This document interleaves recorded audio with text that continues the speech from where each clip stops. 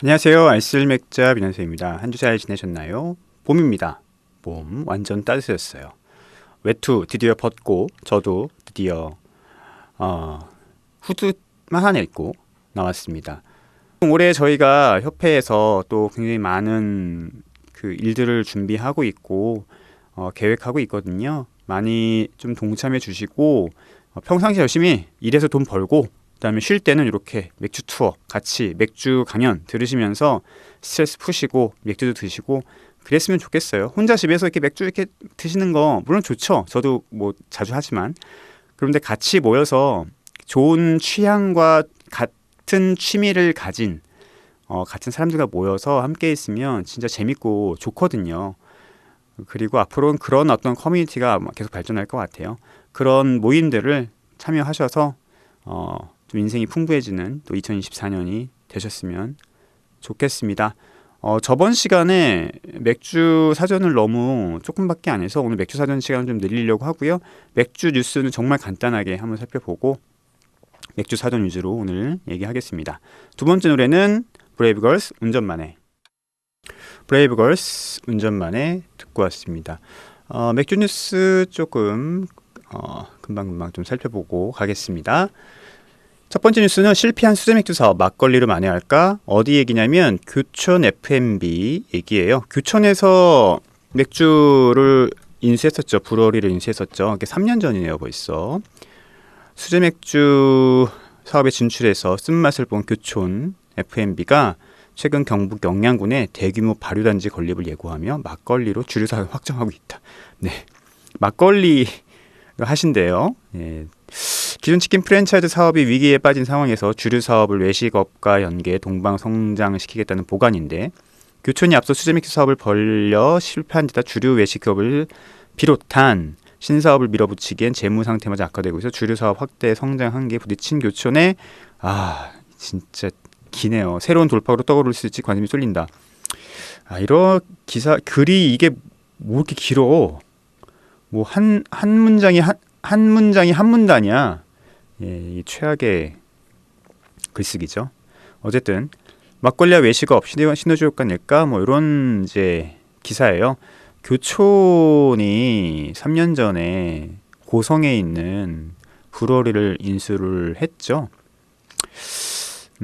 그때 굉장히 제가 잘하면은 좋을 것이다라는 말씀을 드렸어요. 그렇게 드렸던 이유는 뭐냐면 어쨌든 그 배달 사업이고 그 다음에 그 맥주가 배달이 허용이 됐잖아요. 이렇게 3년 전이에요. 2020년이니까.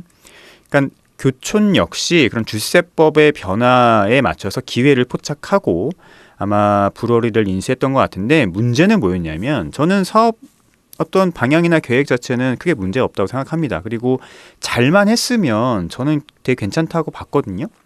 문제는 뭐냐면 그 고성에 있는 브루어리를 너무 비싸게 인수했어요. 그 브루어리가 시설이 대단히 좋은 것도 아니고 그리고 사업도 적자가 계속 나고 있었거든요. 큰 적자가 났어요. 그렇기 때문에 그렇게 비싸게 그 브루어리를 인수할 아무런 이유가 없었는데 굉장히 비싸게 인수를 하면서 처음부터 너무 재무적인 어떤 압박을 받고 시작한 게 아닐까라는 생각이 들거든요. 그 브루어리를 그렇게 그 돈이었으면 차라리 새로 브루어리를 짓는 게 낫습니다. 그때 정확한 금액은 안 나왔었는데 한 50억 정도로 얘기가 나왔었거든요. 50억이면 솔직히 교촌 정도에서 맥주 사업할 정도 브루어리 짓고 남습니다. 그런데 그렇게 아주 좋지도 않은 시설을 그렇게 비싸게 인수를 했기 때문에 시작부터 좀 삐끄덕했다라는 생각이 좀 들었었고요. 하지만 맥주 배달이 가능해졌잖아요. 치킨 배달과 함께. 그러다 보니까 상품 기획을 잘 하고 마케팅을 잘 했으면 제가 봤을 때 두 마리 토끼를 잡을 수 있는 가능성이 충분히 있었다라는 생각이 들거든요.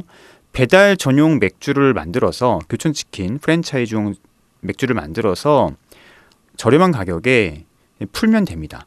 그래서 일단 공장 가동률을 높이고 그 다음에 브랜딩을 하면서 계속 턴오버를 계속 늘려가면 되거든요. 공장 가동률을 늘려가면 되거든요. 그러면은 솔직히 망할 위험은 없어요. 그런데 제가 봤을 때는 맥주 사업의 경험이 그렇게 많지 않은, 그러니까 그리고 이 사업에 대해서 인사이트가 그렇게 크지 않지 않았나 라는 생각이 지금 드네요. 결국은 잘 안 됐네요. 그래서 교촌이 2022년 8월에 농업회사 범인 주식회사 발효공방 1991을 설립했대요. 막걸리 사업에 뛰어들었다고 합니다. 그런데 저는 조금 이게 의외예요. 왜냐하면 맥주 하면 치킨 하면 맥주잖아요.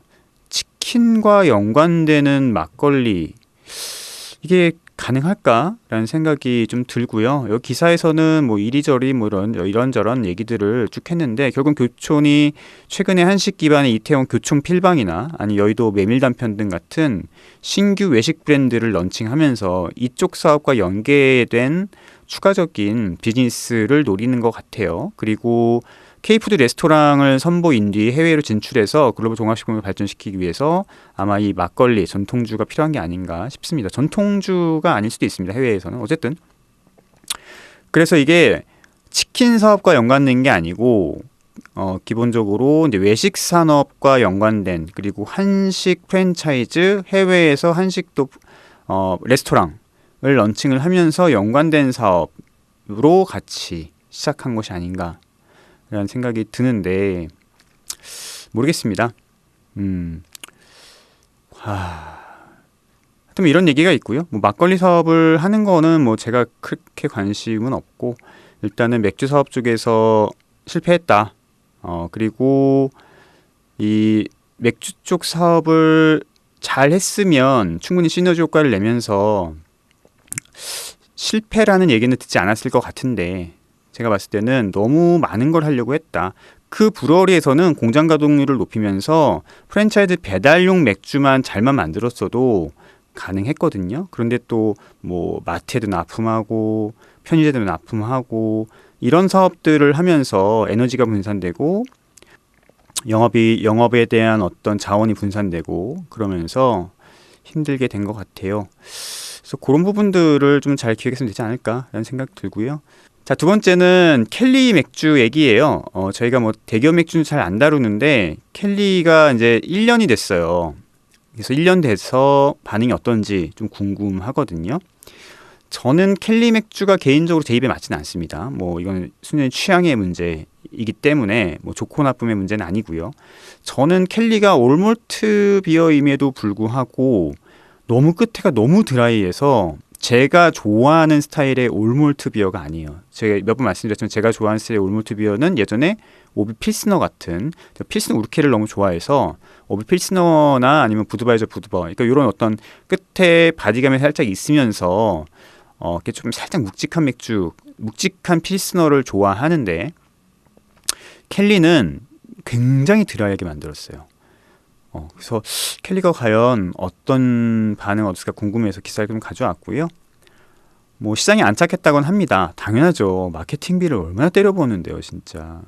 공격적인 초기 마케팅 집행으로 하락한 수익성 회복과 성장폭이 당초 기대에 미치지 못한 점은 과제로 꼽힌다. 그렇죠.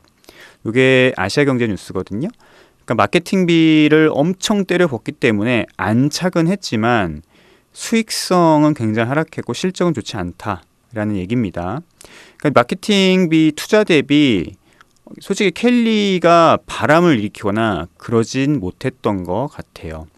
이게 어차피 맥스가 실적이 별로 좋지 않았기 때문에 브랜드 리뉴얼은 아니죠. 어쨌든 맥주가 바뀐 거나 하니까 뭐 레시피가 바뀌게 다른 맥주긴 한데, 뭐 개인적으로는 브랜드 리뉴얼과 꼭 크게 다른 점이 있나? 라는 생각을 하기도 하고요. 그리고 테라는 이제 어드정트 라거고 켈리는 올몰트 라거로 해서 이제 투트랙으로 역시 시장을 전개해 나갔는데, 그런데 실제로는 그렇게 큰 효과를 거두지 못했다고 합니다. 자, 한번 볼까요? 지난해 하이트 진로 매출 사업 매출액은 8,233억 원으로 전년 대비 그쵸? 7,842억 원 대비는 5% 증가했다. 네, 증가는 했습니다. 초반 판매 호주의 맥주 시장 내 점유율도 상승했다. 뭐 처음에 당연히 그렇겠죠. 지난해 하이토 진로의 국내 맥주 소매 점유율은 28.5%로 전년 대비 1% 증가한 반면 같은 기간 선두 사업자는 오비 맥주는 46.8% 1.3% 감소했다. 예, 한 30% 정도 했네요. 소매 부분에서. 자, 하지만 과제도 만만치 않다. 예, 이제 지금부터 봐야죠. 지출이 확대돼서 영업이익이 굉장히 하락했다라고 하고요. 판관비로 9,900억 원을 지출했대요. 우와, 대박이죠. 13.5% 증가한 수치고요. 특히 광고 선전비 증가율이 33%. 와, 엄청나게 진짜 쏟아 부었네요. 매출 원가가 줄면서 매출 원가율은 54.4%에서 55.8% 감소했다. 비용이 크게 들면서 수익성 악화됐는데 하이트 진로 전체 매출은 2조 5천억 원 정도 되고요. 0.9% 증가했네요. 하지만 영업이익은 1,900억 원에서 1,239억 원으로 줄었다고 합니다. 영업이익률도 7.6에서 4.9로 하락했네요. 뭐 그래도 이 정도면 선방했네요. 5% 정도 했으면 영업이익률이 5%군요. 그럼 당기순이익률은 좀 더 줄어들겠군요. 영업이익률이 그래도 한 7에서 10% 정도는 해야지 나쁘지 않죠. 지난해 국내 맥주 소매 시장 매출액은 3조 9,297억 원으로 1년 전 4조보다 5% 감소했다고 합니다. 근데 제가 분석한 거는 작년에 3조 한 7, 8천억 원이었거든요. 그리고 2020년 4조니까 뭐 훨씬 줄고 있고요. 그러니까 국내 맥주 시장이 계속 줄고 있다는 얘기예요. 또 올해는 어떻게 될지 뭐 궁금하다 이런 얘기들이 있습니다. 지난해 11월 원부자재 가격 인상 등으로 맥주 제품의 출고가도 올렸다고 하죠. 그 개선될까? 뭐 이런 얘기를 하고 있습니다. 어쨌든 매출액은 늘었지만 영업이익은 줄고 생각보다 켈리가 시장에서의 반응은 아주 크지 않았다. 이런 얘기입니다. 요거는 계속 이어질 것 같아요. 제가 말씀드렸지만 켈리는 일단 브랜드 명부터 굉장히 이상합니다. 미국 여자아이 이름 같은 그런 네이밍을 맥주에 붙인 것 굉장히 이상하고요. 좀 맞지 않죠. 오히려 조금 더 한국적인 이름을 좀 붙였으면 좋지 않을까라는 생각이 좀 들기도 하고 아니면 약간 조금 힙한 느낌의 이름을 붙였으면 좋지 않을까 싶은데 켈리 굉장히 이상한 이름과 그 다음에 개인적으로는 어떤 향미 자체도 너무 드라이한 것들 특징이 너무 없는 거죠. 그런 맥주들은 너무 많은 거죠. 그렇다 보니까 우리 주목을 끌지 못한 측면이 있지 않나 라는 생각이 들고요. 자, 마지막으로 제주 맥주 얘기인데요. 제주 맥주는 지금 뭐 이제 매각이 됐고요. 그리고 뭐 이대주주도 지금 뭐 주식을 매각한다는 얘기가 있습니다. 이번 기사는 뭐냐면 요 딜 사이트라는 곳에서 기사를 냈는데요. 제주 맥주 글로벌 F&B 기업 도약을 꿈꾼다고 합니다. 대체육 시장까지 진출을 꾀하고 있다라고 합니다. 근데 제주 맥주에 대한 얘기가 쭉 나오고 있고요. 그 다음에 이제 중국 수제 맥주 시장을 노린다는 얘기가 있어요. 제주 맥주는 중국 시장에 진출해서 현재 블루오션인 중국의 수제 맥주 시장을 적극적으로 공략해 나간다는 계획이다. 쉽지 않을 것 같습니다. 뭐 중국 수제 맥주 시장이 계속 고속 성장한다고 얘기를 하고 있는데요. 24조 정도 성장할 것이라고 전망했다고 하는데 이건 뭐 전망일 뿐이고요. 개인적으로는 이제 중국 같은 곳은 크래프트 맥주가 발전이 안 될 것이다 라고 강하게 확신을 하는 곳이고요. 뭐 여러 가지 스타일이 나올 수는 있겠지만 중국같이 공산주의 사회에서는 크래프트 맥주를 마실 수 있는 기반 자체가 안 됩니다. 여러 맥주 스타일을 출시하는 것과 그리고 그것을 이해하고 마셔줄 수 있는 사람이 있는 것과 완전 다른 얘기예요. 그럼 뭐 IPA 뭐 이런 것들 출시할 수 있겠죠. 그런데 그런 것들에 이해하고 그런 것들 정신을 이해하고 마실 수 있느냐 또 하냐 그리고 그런 어떤 다양한 크래프트 맥주 스타일을 만들기 위해서는 굉장히 자유로운 어떤 정신이 있어야 되거든요.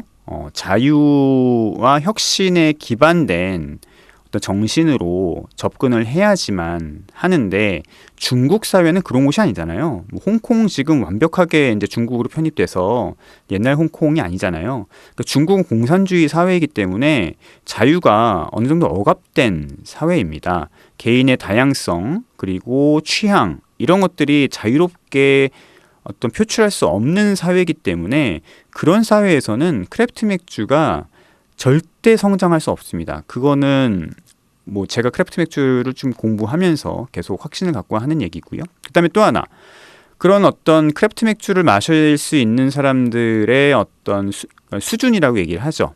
수준은 어쨌든 중상층, 엘리트 그리고 약간 부르주아지의 어떤 그런 계급들이에요. 무슨 얘기냐면 어느 정도 개혁적인 마인드를 갖고 있으면서 그 다음에 한 잔에 얼마 이상이 되는 맥주를 사 먹을 수 있는 경제적 수준이 되는 사람층을 타겟으로 하는 것이 바로 크래프트 맥주입니다. 타겟층이 되게 명확해요. 그 명확한 타겟층을 발견하지 못하면 어떤 스타일, 어떤 실험적인 맥주를 만들어도 결코 성공할 수 없습니다. 근데 중국 시장이 그게 가능할까요? 제주 맥주가 중국 수제 맥주 시장에 진출한다고 하는데 제주 맥주가 중국 수제 맥주를 먹는 타겟층에 대한 분석을 할 수 있을까요? 저는 힘들다고 봅니다. 중국에 있는 뭐 수제 맥주를 만든다고 하는 양조장들조차도 아마 자기네 타겟층을 잘 모르고 있을걸요? 뭐 예를 들어서 그럴 수는 있겠죠. 돈이 좀 있는 도시에 사는 사람들일 순 있겠죠. 그 정도 수준은 가능할 거고 워낙 인구가 많으니까 어느 정도 매출은 일어날 것입니다. 그런데 중국 이게 제주 맥주가 과연 그런 쪽에 들어가서 안착할 수 있을까? 단순히 메이드 인 코리아라는 그런 것 때문에 혹은 제주라는 브랜드명을 그렇게 많이 그렇게 제주가 또가 유명한가요? 그쵸. 이런 부분에 조금 저는 회의감이 좀 들고요. 쉽지 않을 것이다 생각하고 그 다음에 이제 제주 맥주가 자회사가 있다고 해요. 대체육개발과 유통 모색 중이라고 하는데 자회사는 제주 패밀리를 통해서 해외 수출 타겟으로 대체 육제품 개발도 추진하겠다고 합니다. 저는 이거는 이제 제주 맥주라고 하는 브랜드에서 봤을 때는 망으로 가는 길이다라는 생각이 듭니다. 맥주에만 집중해도 힘든 기간에 이렇게 자원을 분산하는 것은 좀 힘들고 아예 그냥 제주 맥주 자체가 종합식품 회사로 가서 뭔가 좀 다양한 채널을 노린다고 하면 상관없겠지만 제주 맥주가 지금 갖고 있는 채널링 정도 갖고는 지금 현재 이런 어떤 식가공 쪽 채널을 이미 점유하고 있는 다른 회사들하고 경쟁이 될 수 있을까요? 좀 힘들다고 봅니다. 그래서 제주 맥주의 앞날은 계속 부정적이다 라는 생각이 이 기사만 보면 드네요. 조금 더 계약적이고 확실하고 몸집을 줄여서 좀 빠르게 움직일 수 있는 그런 기업이 돼야 됩니다. 그렇지 않으면 이렇게 대기업같이 이런 움직임으로는 쉽지 않다라는 생각이 드네요. 자, 세 번째 노래 듣고 와서 맥주 사전 빨리 얘기를 해보도록 하죠. 세 번째 노래는 누자베스 오디너리 조